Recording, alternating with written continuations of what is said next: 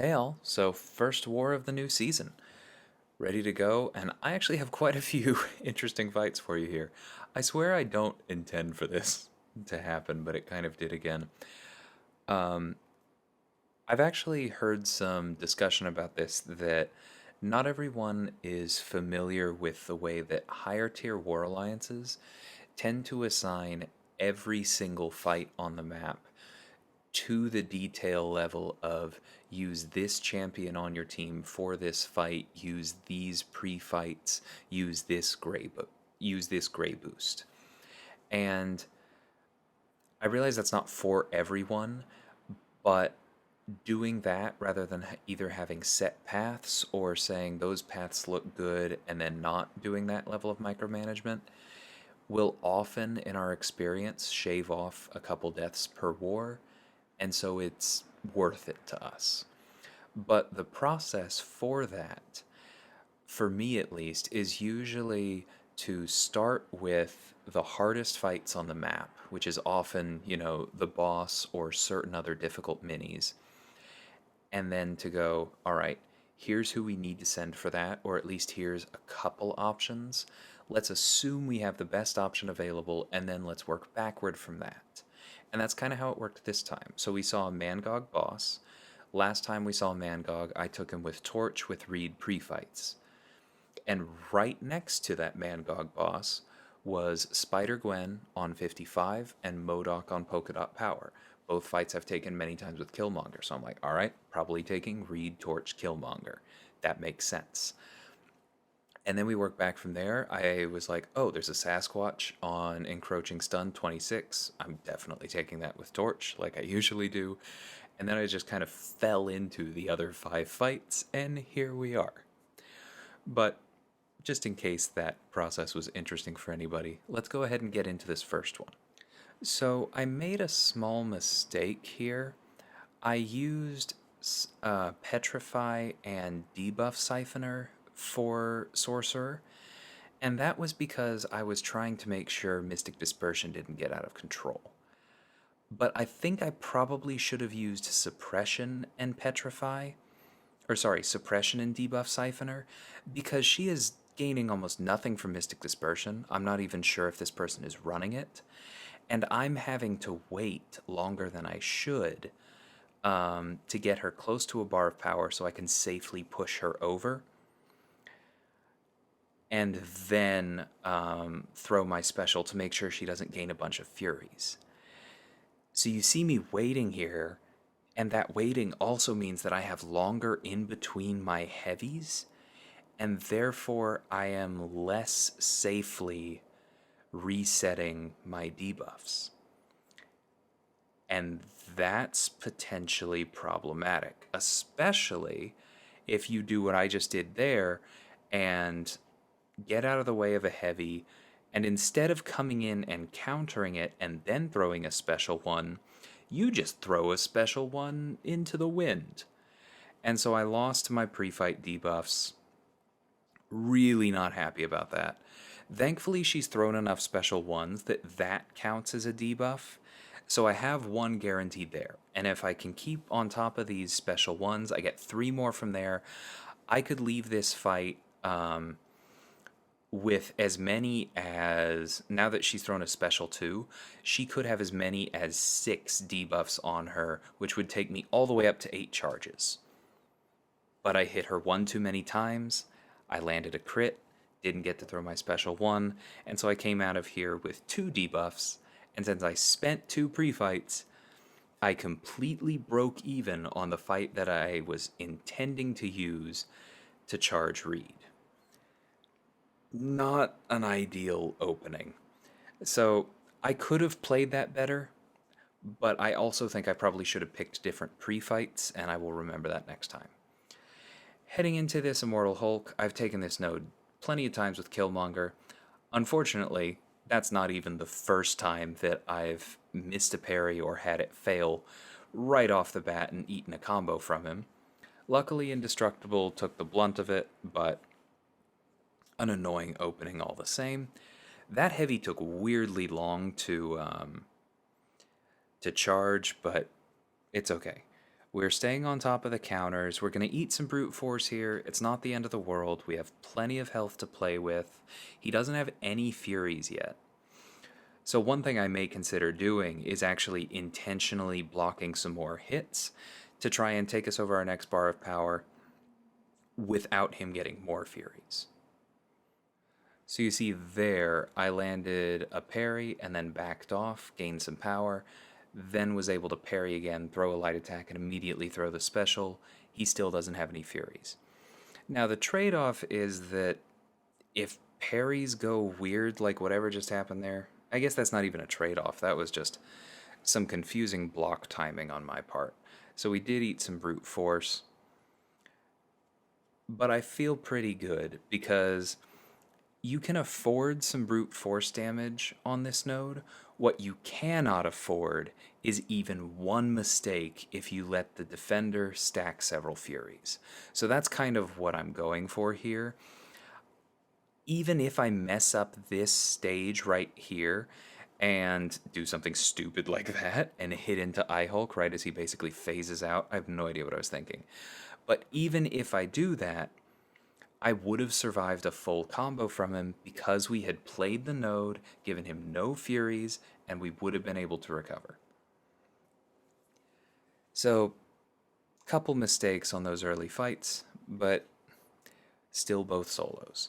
Now here's the real mistake. Purely by instinct and habit, I used my pre-fight from Torch on Sasquatch because I've taken this fight probably 36 times at this point, and it's almost always been my most important Torch fight. And I do like having the pre-fight for it because, oh man, look at that power sting damage. That was awesome. So helpful. However, I needed it more for Mangog. Because not only is that the boss as opposed to this mini-boss, Mangog can go Incinerate immune. Sasquatch can't. So we'll get to that when we get to that. But so far we're doing okay. I'm just backing off. He hasn't given me a ton of openings, but then he finally did. And I had waited long enough that I knew that that special one would keep Encroaching stun off of us. At this point, I just figure landing a few more, they're the power stings, take him low, and he's done. So it did definitely help, but my original plan there was to use a debuff siphoner, which I would have had if the Sorcerer fight had gone better, a debuff siphoner, and no pre-fight from Torch, so that Sasquatch would work well, and then I would have it for the boss. We'll see how that goes when we get there. So on to Longshot. I fully expect him to just not play nice and to not throw specials. So that is exactly why we are boosted as high as we are. If I had had more pre-fights from Reed, then I would have thrown on a suppression here, but I don't think I would have knocked him down to refresh it. Because really, against a Mystic like Longshot who doesn't have much going on for him, the only real danger of this node is him getting Pure of Heart and throwing a special 2, so we're not letting him get Pure of Heart by stunning him a lot and hitting him while stunned, or for him to go red.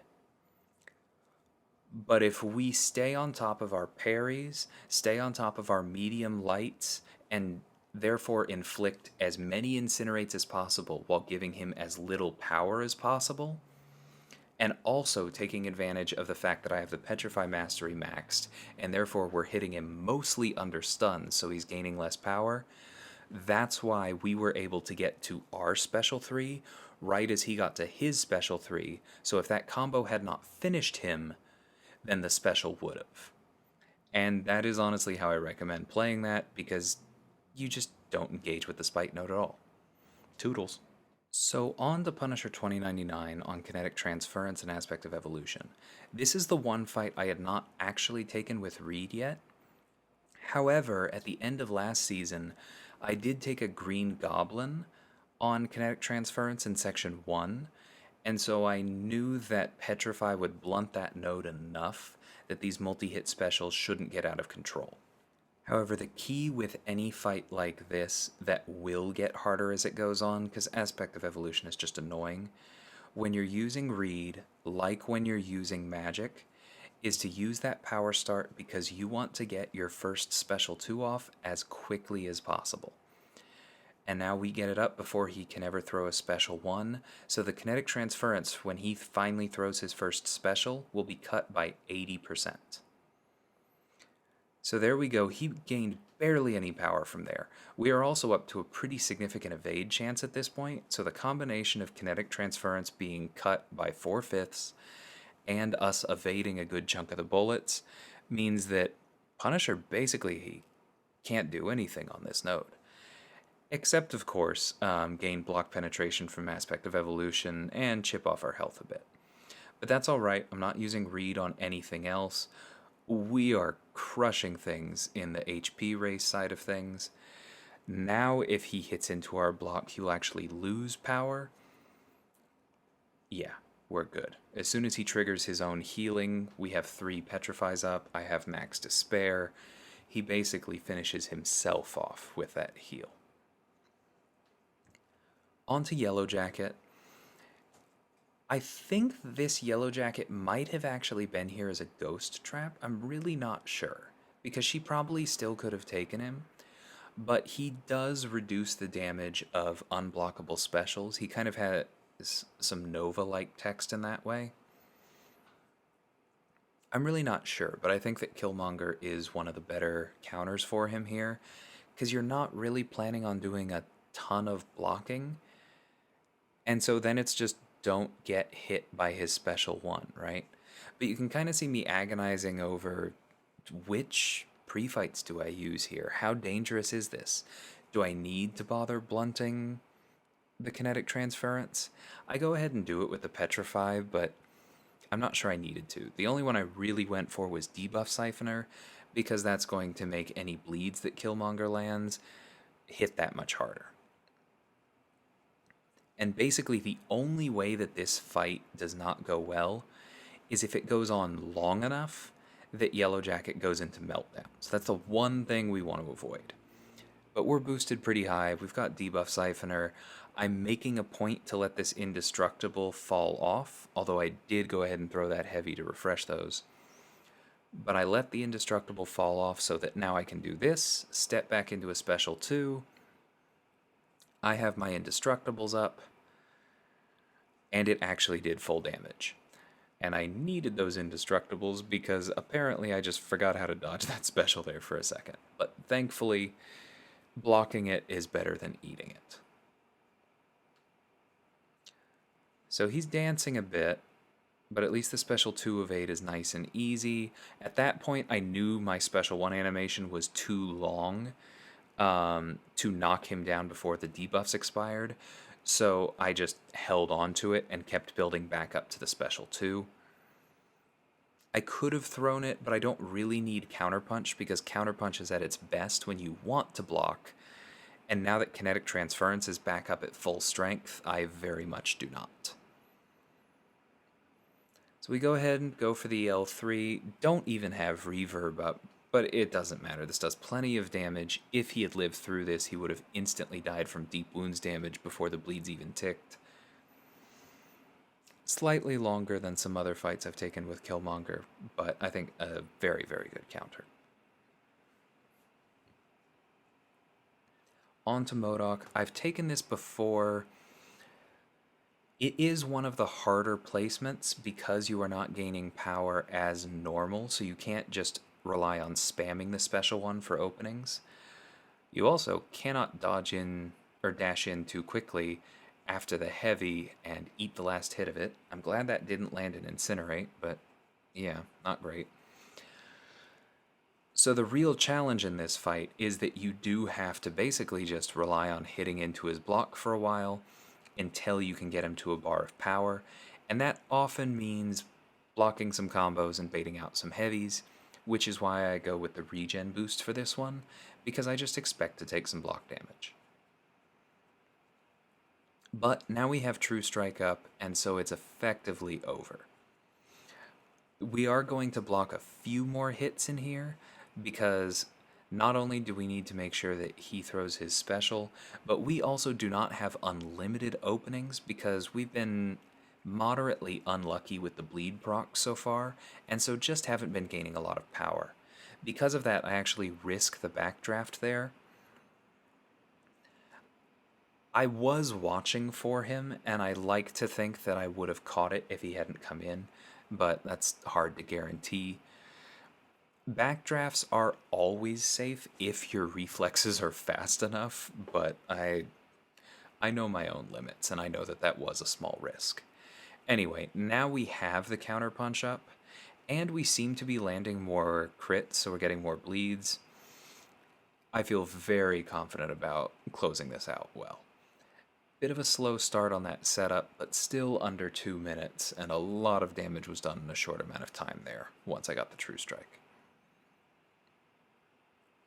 I still have the regen running, so I don't heal all the way to full with Killmonger, because I know that this next fight actually should involve a lot less block damage than that one. But I still healed up a little bit, because the last thing you want to do is get nailed by something and suddenly be in the danger zone. So, because she is affected by untouchables, I know that they took off the enhanced ability accuracy for evades, but I was just starting slow with, one hit combos, building up a little bit from there. But the important part was, get her to a bar of power and counter it. It's a lot like the MODOK fight, or almost any fight I end up taking on this particular node with Killmonger.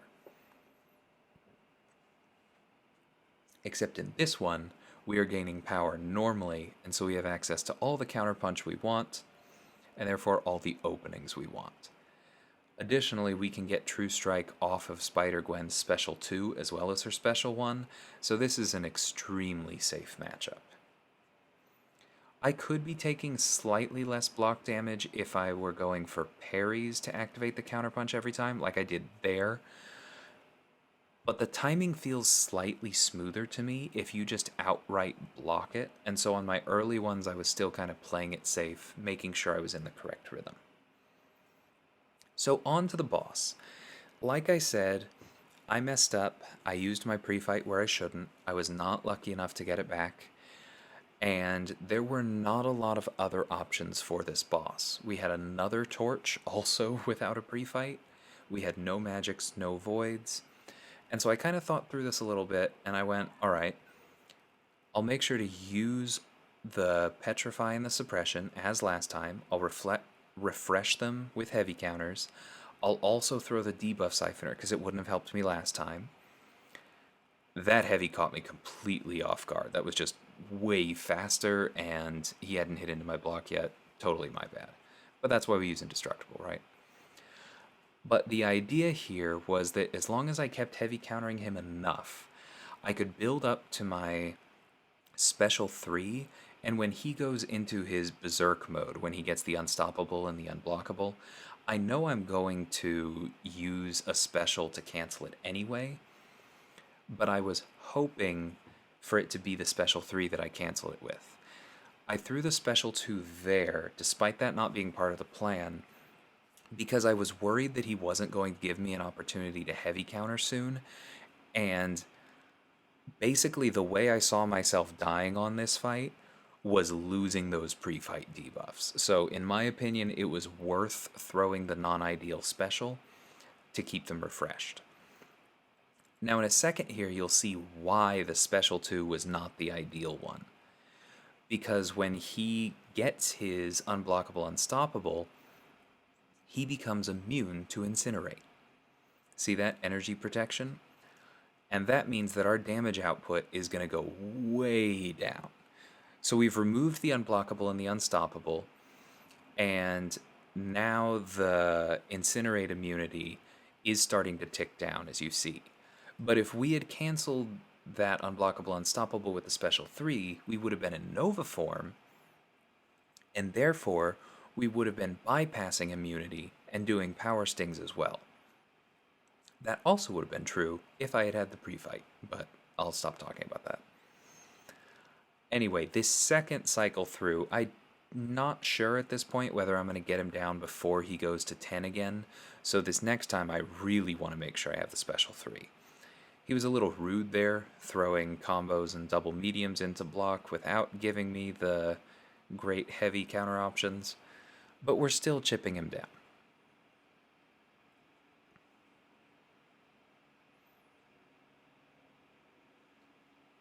Yeah, see that? Just, come on, man, throw a heavy. Thank you. That got a little dicey there, having to refresh, but at this point, I knew I had to hold on to the special, so a heavy was all I needed.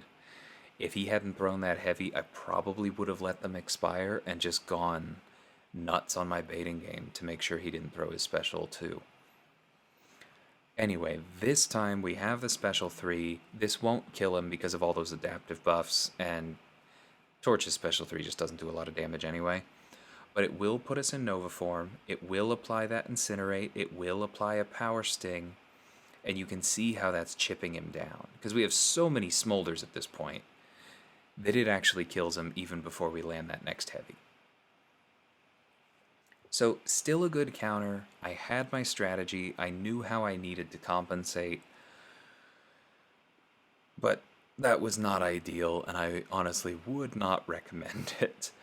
The way to take that fight is with Torch and with Mr. Fantastic's pre-fights. I really do think that approaching it that way, it's the safest possible counter. But save your pre-fight or get somebody else to bring one for you, because I made that harder on myself than I needed to be. However, I did not die in our first war back, despite giving myself 9 fights kind of by accident, and so I'm very happy with that. The battle group overall died twice.